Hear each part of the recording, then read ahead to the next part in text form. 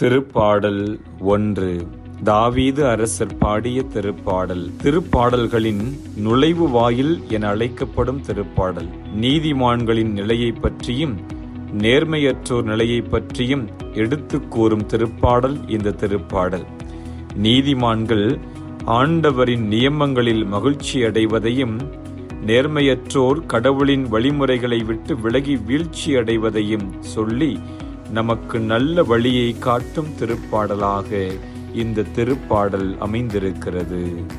ஆண்டவர் மீது நம்பிக்கை கொண்டவரே பேறு பெற்றவர்.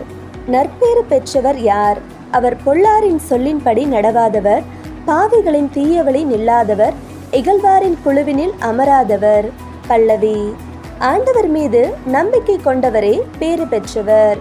ஆனால் அவர் ஆண்டவரின் திருச்சட்டத்தில் மகிழ்ச்சியுறுபவர். அவரது சட்டத்தை பற்றி இரவும் பகலும் சிந்திப்பவர். பல்லவி. ஆண்டவர் மீது நம்பிக்கை கொண்டவரே பேறு பெற்றவர். அவர் நீரோடையோரும் நடப்பட்ட மரம் போல் இருப்பார். பருவ காலத்தில் கனி தந்து என்றும் பசுமையாய் இருக்கும் அம்மரத்திற்கு ஒப்பாவார். தாம் செய்வதனத்திலும் வெற்றி பெறுவார். பல்லவி. ஆண்டவர் மீது நம்பிக்கை கொண்டவரே பேறு பெற்றோர். ஆனால் பொல்லார் அப்படி இல்லை. அவர்கள் காற்று அடித்து செல்லும் பதரை போல் ஆவர். பல்லவி. ஆண்டவர் மீது நம்பிக்கை கொண்டவரே பேறு பெற்றோர். நேர்மையாளரின் நெறியை ஆண்டவர் கருத்தில் கொள்வார்.